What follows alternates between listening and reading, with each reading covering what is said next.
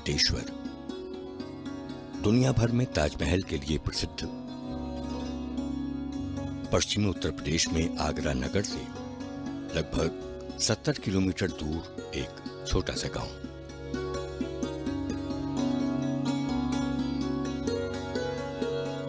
ये एक अत्यंत प्राचीन तीर्थ है जिसका उल्लेख गर्ग संहिता में भी मिलता है। इसे शिव तीर्थ भी कहते हैं। इसका एक नाम भदावत की काशी भी है। कहा जाता है कि भदावत के राजा बदन सिंह ने बटेश्वर में 101 मंदिर बनवाए थे। उन मंदिरों पर जब सवेरे सूर्य का प्रकाश पड़ता था तो उन मंदिरों की यमुना में पड़ने वाली परछाई ताजमहल की शोभा को भी फीकी कर देती थी। बटेश्वर के घाट आज भी लोगों को आकर्षित करते हैं क्योंकि ये उनके अतीत की कहानियां सुनाते से जान पड़ते हैं। मंदिर आज भी बटेश्वर में कम नहीं है और ये सरोवर देखकर विश्वास हो जाता है कि बटेश्वर का अतीत कितना वैभवशाली रहा होगा। बट का तो अर्थ ही होता है जो हिलाए न हिले, जो एकदम स्थिर हो। ये खंडहर जिस व्यक्ति के पूर्वजों से संबंधित हैं, लगता है जैसे गोस्वामी तुलसीदास ने उन्हीं के लिए लिखा हो कि बट विश्वास अटल निज धर्मा। अपने इरादों को लेकर अटल देश के पूर्व प्रधानमंत्री, भारतीय राजनीति के कीर्ति पुरुष अटल बिहारी वाजपेयी के पूर्वजों के मकान के ये खंडहर देखकर सहज ही हम सोचने लगेंगे कि कभी ये खंडहर भी आबाद रहे होंगे। हाँ, यहां भी तब तक जीवन की धड़कनें सुनाई देती थीं जब तक अटल बिहारी वाजपेयी के पितामह श्री श्यामलाल वाजपेयी बटेश्वर को छोड़कर मुरैना, ग्वालियर नहीं चले गए। उदार मन वाले और पूरे देश को अपना गांव समझने वाले अटल बिहारी नामक बच्चे को जन्म देने के लिए अपनी कोख में धारण करने वाली थीं एक मध्यवर्गीय परिवार की माता श्रीमती कृष्णा। पिता श्री कृष्ण बिहारी वाजपेयी ग्वालियर रियासत के एक स्कूल में अध्यापक थे। 25 दिसंबर 1924 को अटल बिहारी वाजपेयी का जन्म ग्वालियर में इस मकान में हुआ। इस भवन को अब न्यास का रूप दिया जा चुका है। अटल बिहारी वाजपेयी की प्रारंभिक शिक्षा सरस्वती शिशु मंदिर गोरखी ग्वालियर में हुई। बीए की पढ़ाई उन्होंने विक्टोरिया कॉलेज से पूरी की, जिसे आज लक्ष्मीबाई कॉलेज कहा जाता है। ये माता पिता और 4 भाइयों और 3 बहनों का भरा पूरा परिवार था। ये है कानपुर का डीएवी कॉलेज। कॉलेज के ये वरांडे, ये क्लास अपने प्रिय छात्र अटल बिहारी की यादों को संजोए आज भी गौरवान्वित महसूस करते हैं कि एक अद्भुत और अतुलनीय व्यक्तित्व के निर्माण में उनका भी योगदान रहा है। कॉलेज का यह पुस्तकालय गवाह है कि वो ज्ञान के पिपासु अटल बिहारी नाम के छात्र के लिए हमेशा प्रस्तुत रहा। इस वाचनालय के पास भी अनेक स्मृतियां होंगी कि पुस्तकालय से पुस्तकें लेकर अटल बिहारी यहाँ के शांत वातावरण में बैठकर उनका अध्ययन किया करते थे। कानपुर में ग्रीन पार्क के पास स्थित इस कॉलेज का ये प्रांगण कहता सा जान पड़ता है कि इसे वे दिन आज भी अच्छी तरह से याद हैं जब अटल बिहारी वाजपेयी यहाँ से राजनीति शास्त्र के इस विभाग में एमए के छात्र थे। उन्होंने एमए की परीक्षा प्रथम श्रेणी में उत्तीर्ण की थी। क्लासरूम, पुस्तकालय और हॉस्टल की दीवारें तो बोल नहीं सकती, लेकिन उनके साथ पढ़ चुके लोगों की आंखों में अटल बिहारी वाजपेयी की एक तस्वीर आज भी ज्यों की त्यों जिंदा है। मैं ये नहीं समझता था कि अटल का भविष्य इतना उज्जवल, अटल इतने महापुरुष के रूप में अपनी जीवन की यात्रा करेंगे, क्योंकि जो कुछ भी आज अटल जी हैं जो कुछ भी योग्यता और जो कुछ भी प्रतिभा उनमें उभरी है, उसके शिल्पी वही है। उन्होंने अपने व्यक्तित्व को काढ़ा है, निखारा है, बनाया है, और ये उस व्यक्ति की महानता है। उस समय कोई दूर दूर तक कल्पना नहीं कर सकता था कि ये प्रतिभा ऐसे आदमी में निहित है। ऐसा छुपा हुआ व्यक्तित्व जो निखारा है, उस व्यक्ति को की सराहना करनी चाहिए, प्रशंसा करनी चाहिए। अथक प्रयास करने से, क्योंकि उस ज़माने में मुझे मालूम है कि बहुत अच्छे वक्ता के रूप में जो आज देश के अंदर हमारे प्रधानमंत्री माने जाते हैं, इतनी अच्छी हिंदी में भाषण देने वाला वक्ता शायद ही हिंदुस्तान के अंदर नहीं दूसरा जाना जाता है। मैं जानता हूँ उस ज़माने में डीएवी कॉलेज में बहुत से ऐसे अच्छे वक्ता थे जिनके सिलसिले में यही बात कही जा सकती थी। बहुत अच्छी कविता लिखते थे, कविता भी लोगों को सुनाते थे। इनकी प्रतिभा कुछ और ही थी, कुछ अजब ही इंसान थे।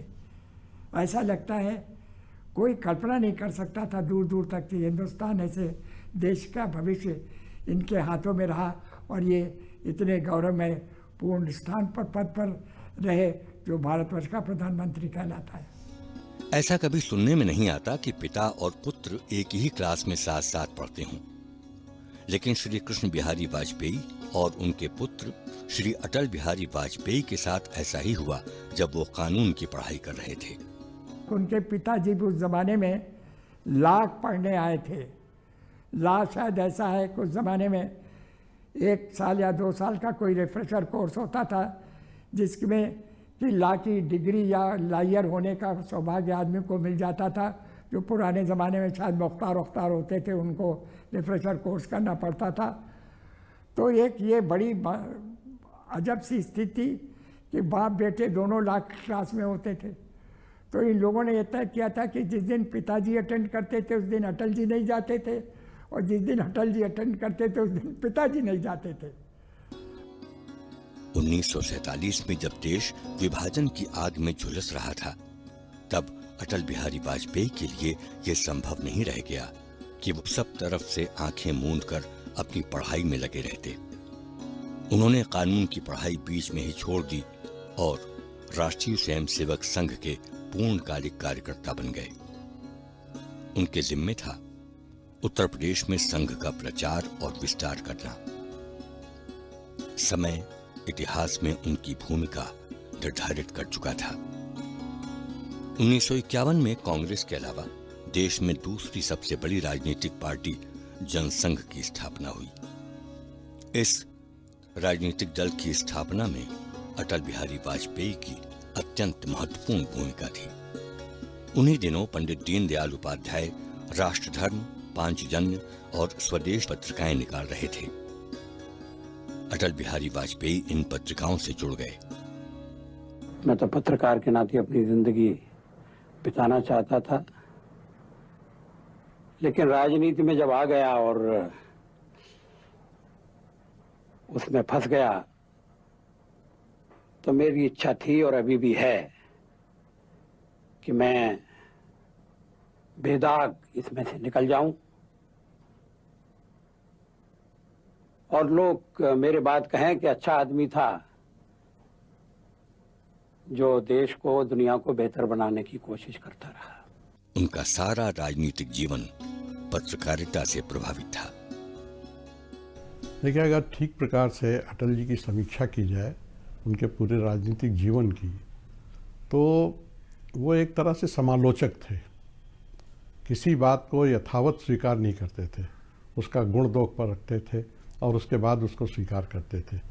ये उनके अंदर जो ये भाव आया कि किसी चीज़ की समालोचना की जाए तभी उसे स्वीकार किया जाए, मेरे विचार से जो प्रारंभिक काल में वो पत्रकार रहे हैं और पत्रकारिता के क्षेत्र में काम करते हुए राष्ट्रधर्म के संपादक, उसके बाद स्वदेश एक अखबार निकलता था दैनिक, उसके संपादक, उसमें जो समीक्षा करने का उनका अभ्यास पड़ा था वो उनके पूरे राजनीतिक जीवन में रहा। और ये कहा जा सकता है कि पत्रकारिता उनके पूरे राजनीतिक जीवन को प्रभावित करने वाली रही है। अटल बिहारी वाजपेयी और राजीव लोचन अग्निहोत्री राष्ट्रधर्म के पहले संपादक थे। पहले इसका प्रकाशन लखनऊ में सदर नामक मोहल्ले में किराए के एक मकान से होता था।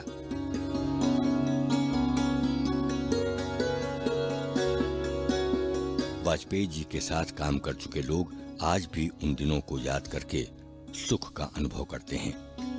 शुरू में अखबार निकाल लेना तो आसान है, कागज लिया, पैसा लिया, चल छाप दिया, लेकिन वो अखबार चल जाए यह आसान काम नहीं। उसके लिए प्रयास, नतीजा है कि हम लोग स्वयं शाखाओं में काम करते थे और जब अखबार निकलता था तो हम लोग यही राजतंत्र प्रकाशन जो सदर में सामने वहाँ जाते थे। छपे हुए अखबार जो संख्याकार होता थे, जिनके 50 तुमको 50 तुमको लाते थे, स्वयं सेवकों में और समाज के अंदर बेचते थे। ये सब व्यवस्था उन दिनों लिखने पढ़ने के सारे काम अटल जी, पंडित दीनदयाल जी यहीं सदर में बैठ के यहीं रहते थे और करते थे। और जब उनके इतनी तल्लीनता को, हमारी उम्र नहीं थी, हम लोग शाम शाखा में थे, तो उनकी इस तल्लीनता को लेकर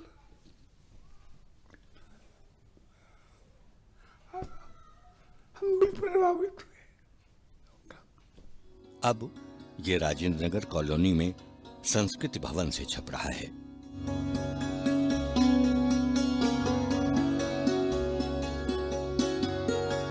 पत्रिका ने लंबा सफर तय किया है।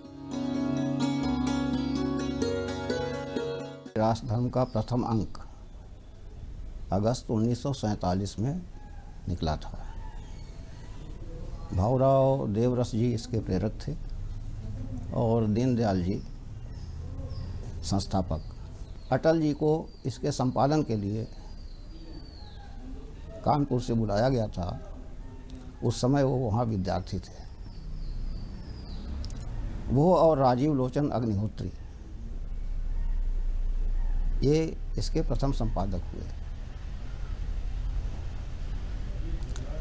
और इसके बाद फिर वो पांचजन्य साप्ताहिक जब निकला तो उसके संपादक हो गए, बनाए गए।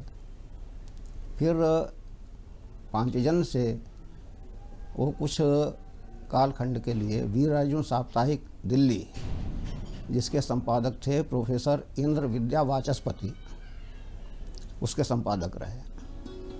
अटल जी युवाओं की शक्ति भली भांति पहचानते थे। युवाओं को रचनात्मकता की ओर मोड़ने के लिए वो हमेशा उन्मुख रहते थे। अचानक मेरे पास में फ़ोन आया कि भारत सरकार ने युवा आयोग बनाया है, उसमें आपको रखा गया है। मुझे आश्चर्य हुआ कि मैंने कभी कुछ कहा ही नहीं। और युवा नीति बनाने के लिए राष्ट्रीय युवा आयोग का गठन माननीय प्रधानमंत्री जी ने करा। और उन्होंने, जब मैं उनसे मिला तो मुझे जानकर ताज्जुब हुआ कि जो 1 साल पहले, 8 महीने पहले जो मैंने उनसे बात करी थी 2 बार मिलके, तो अक्षर सा उस बात को उनको ध्यान था कि राष्ट्रीय युवा आयोग में पूरे देश के अलग अलग क्षेत्रों का आपको अध्ययन करना है। ग्रामीण परिवेश का अलग और शहरी परिवेश का अलग, दक्षिण के लोगों का और दूसरे क्षेत्रों के रहने वालों के लोगों का अलग, और हिंदी भाषी क्षेत्रों का अलग स्टाइल से आपको करना है। यानी एक विजन पूरा उनका युवाओं के बारे में मन और मस्तिष्क में बैठा था। 5 मिनट में उन्होंने जितना बोला होगा, मैं समझता हूँ सारा ग्रंथ का सार, पूरा का पूरा जो राष्ट्रीय युवा नीति हम लोगों ने बनाने का काम किया 3 साल में, तो अटल जी के 5 मिनट के उन वाक्यों में वो सारा चीज जुड़ा था।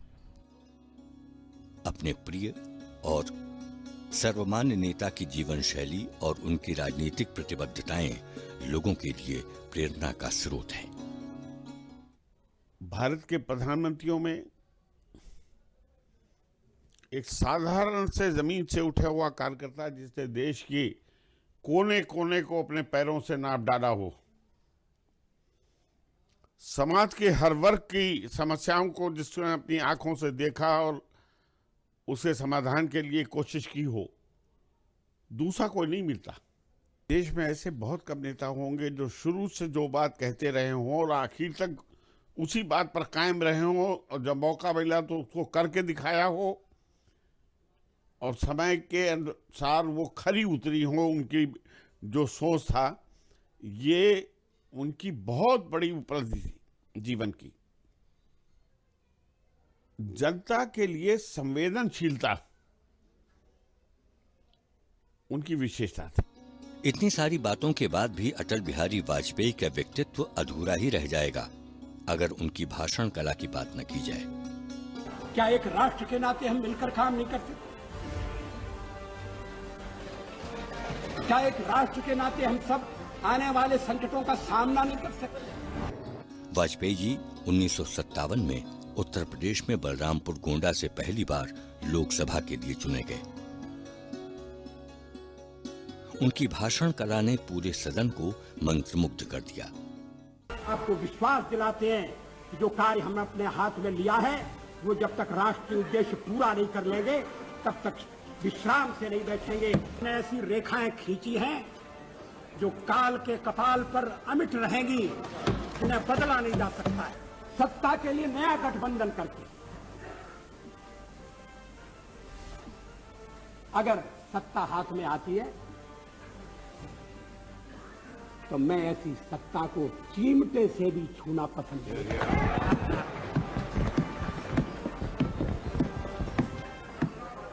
न भी तो मरणादस्मि केवलम दूषितो यशः। भगवान राम ने कहा था मैं मृत्यु से नहीं डरता, अगर डरता हूं तो बदनामी से डरता हूं, लोकापवाद से डरता हूं। बोलने की कला परंपरागत रूप से उन्हें अपने परिवार से मिली थी। मेरे पिताजी बहुत अच्छे वक्ता थे। उनकी तुलना में मैं बहुत छोटा वक्ता हूँ। का नाम नहीं हुआ इसलिए लोग उन्हें जानते नहीं हैं। बहुत अच्छे वक्ता थे और मेरे बाबा भी बहुत अच्छे वक्ता थे। आप किसी भी पार्टी के हों, किसी भी विचारधारा को मानने वाले हों और आप समाज के लिए किसी भी वर्ग से आते हों, अगर वाजपेयी जी का भाषण होने वाला हो तो अपने आप को आप रोक नहीं सकते। ठठ के ठठ लोग सभा स्थल की ओर उमड़ पड़ते थे। अपनी भाषण कला के कारण जनता में इतनी गहरी पैठ बनाने का सौभाग्य अटल बिहारी वाजपेयी के अलावा और किसी को नसीब नहीं हुआ। स्वर्गीय श्यामा प्रसाद मुखर्जी की प्रेरणा से वाजपेयी जी ने राजनीति में आने का निर्णय लिया था। मैं दिल्ली में पत्रकार के नाते काम कर रहा था। उसी समय डॉक्टर श्यामा प्रसाद मुखर्जी जम्मू कश्मीर आंदोलन के सिलसिले में परमिट सिस्टम को तोड़कर श्रीनगर गए थे। पत्रकार के नाते मैं उनके साथ था। वो गिरफ्तार कर लिए गए, हम लोग वापस आ गए। डॉक्टर मुखर्जी ने मुझसे कहा कि वाजपेयी जाओ और दुनिया वालों को कह दो कि मैं कश्मीर में आ गया हूं बिना किसी परमिट के। थोड़े दिनों बाद कश्मीर में नजरबंदी की अवस्था में सरकारी अस्पताल में डॉक्टर मुखर्जी की मौत हो गई। मुझे लगा कि मुझे डॉक्टर मुखर्जी के काम को आगे बढ़ाना चाहिए। 1977 में जब जनता पार्टी की सरकार बनी तो वाजपेयी जी को विदेश मंत्री बनाया गया। वाजपेयी जी ने राष्ट्र को पार्टी और सरकार से हमेशा ऊपर माना। संकट के समय सारे मतभेद एक तरफ सरकाकर सरकार की मदद करने को वो किसी भी राजनीतिज्ञ के लिए सबसे बड़ा कर्तव्य मानते रहे हैं। जब जब कभी आवश्यकता पड़ी संकटों के निराकरण में हमने उस समय की सरकार की मदद की है। उस समय के प्रधानमंत्री नरसिंह राव जी ने भारत का पक्ष रखने के लिए मुझे विरोधी दल के नेता के नाते जेनेवा भेजा था और पाकिस्तानी उसे देखकर चमत्कृत रह गए। उन्होंने कहा कि ये कहां से आए, क्योंकि उनके यहां विरोधी दल का नेता ऐसे राष्ट्रीय कार्य में भी सहयोग देने के लिए तैयार नहीं होता। वो हर जगह अपने सरकार को गिराने के काम में लगा रहता है। ये हमारी परंपरा नहीं है, ये हमारी प्रकृति नहीं है और मैं चाहता हूं ये परंपरा बनी रहे, ये प्रकृति बनी रहे। वाजपेयी जी के मन में एक साध थी कि जीवन में कभी अवसर मिला तो वो किसी अंतर्राष्ट्रीय मंच पर हिंदी में भाषण करेंगे। सोचा कि भाई कभी कभी यूनाइटेड नेशन जाने का मौका मिला तो मैं हिंदी में बोलूंगा। और उनकी वो साध पूरी हुई जब 1977 में जनता पार्टी सरकार में उन्हें संयुक्त राष्ट्र संघ के मंच पर भारत के विदेश मंत्री के रूप में बोलने का अवसर मिला। जनता सरकार को शासन की बागडोर संभाले केवल 6 मास हुए, फिर भी इतने अल्प समय में हमारी उपलब्धियां उल्लेखनीय हैं। भारत में मूलभूत मानव अधिकार पुनः प्रतिष्ठित हो गए।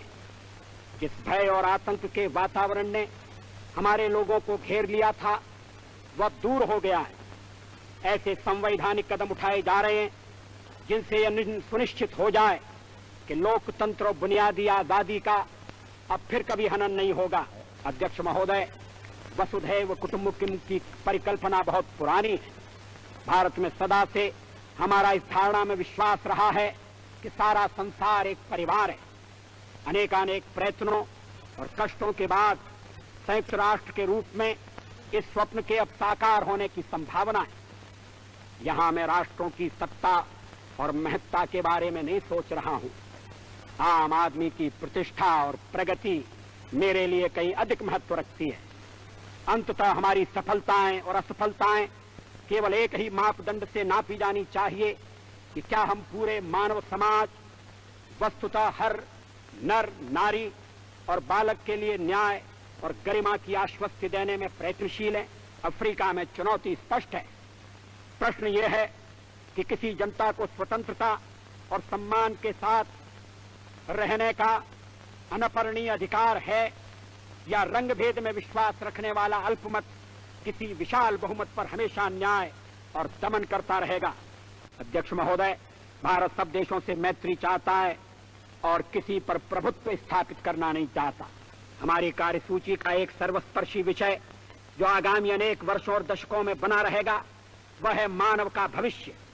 वो विदेश में हिंदी बोलने वाले देश के पहले राजनयिक बन गए।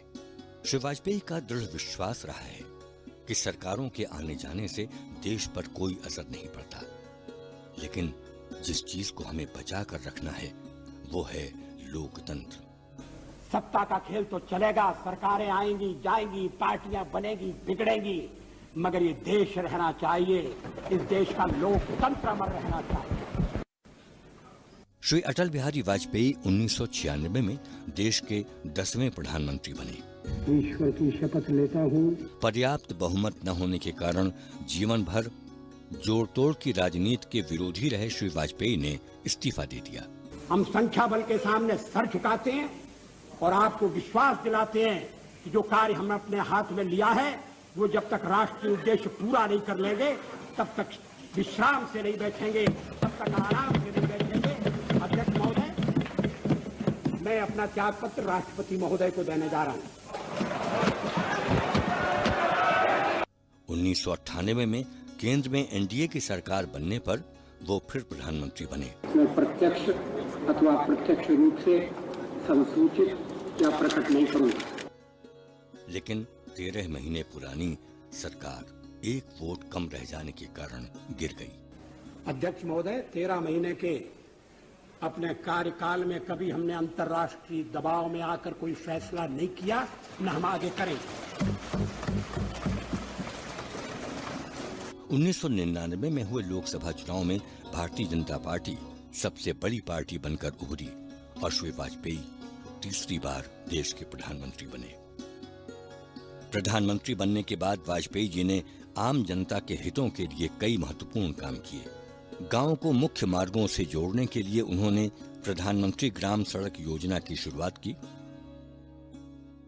मोबाइल पर बाहर से आने वाली कॉल्स पर से रोमिंग समाप्त करने की पहल भी उन्होंने ही की। अधिक से अधिक लोगों तक शिक्षा का प्रसार हो, इसके लिए सर्व शिक्षा अभियान चलाकर उन्होंने शिक्षा से वंचित रहे आए बच्चों के लिए शिक्षा के दरवाजे खोले और ग्रामीण क्षेत्र के लोगों को स्वावलंबी बनाने के लिए स्वर्ण जयंती स्वरोजगार योजना का लाभ आज बहुत बड़ी संख्या में लोग उठा पा रहे हैं। मेरी कविता जंग का ऐलान है, पराजय की प्रस्तावना नहीं। वो हारे हुए सिपाही का नैराश्य निनाद नहीं, जूझते योद्धा का जय संकल्प है। वो निराशा का स्वर नहीं, आत्मविश्वास का जय घोष है। ये पंक्तियां अटल बिहारी वाजपेयी की हैं, जिनको काव्य के संस्कार अपने पिता श्री कृष्ण बिहारी वाजपेयी से मिले थे, जो एक अध्यापक होने के साथ साथ हिंदी और ब्रज भाषा के सिद्धहस्त कवि भी थे। वाजपेयी जी को कविता के अलावा खाना बनाने का भी शौक है, जिसके बारे में वो बताते हैं। खाना भी अच्छा बनाता हूँ, खिचड़ी बहुत अच्छी बनाता हूँ और हलवा अच्छा बनाता हूँ, खीर अच्छी बनाता हूँ। वाजपेयी जी का लेखन जितना प्रभावित करने वाला है, कविता पढ़ने का ढंग भी उतना ही बांधने वाला है। कभी उदास है, लिखने की उसकी इच्छा नहीं है, फिर भी लिखता है। इस तरह से शुरू करता है, गीत नहीं गाता हूं, गीत नहीं गाता हूं, बेनकाब चेहरे हैं, दाग बड़े गहरे हैं, टूटता तिलस्म आज सच से भय खाता हूं, गीत नहीं गाता हूं, गीत नहीं गाता हूं। लगी कुछ ऐसी नजर, लगी कुछ ऐसी नजर, बिखरा शीशे सा शहर, अपनों के मेले में मीत नहीं पाता हूं, गीत नहीं गाता हूं, गीत नहीं गाता हूं। फिर ये विश्वासघात की कल्पना है। पीठ में छुरी सा चांद, पीठ में छुरी सा चांद, राह गया रेखा फांद, मुक्त के क्षणों में बार बार बंध जाता हूं, गीत नहीं गाता हूं, गीत नहीं गाता हूं। लेकिन परिस्थिति बदली, मनस्थिति बदली।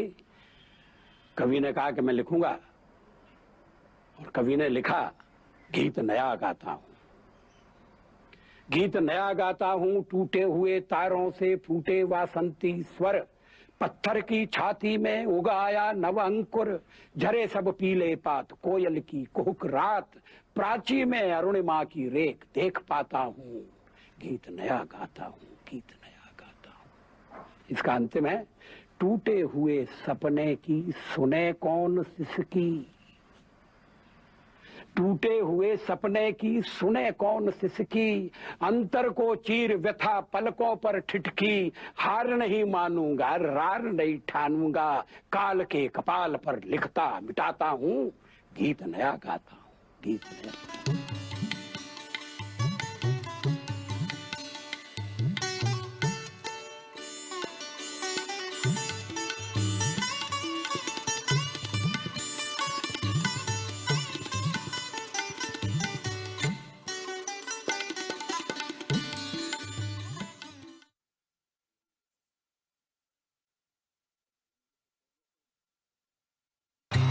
अरे क्या हुआ मुन्ना?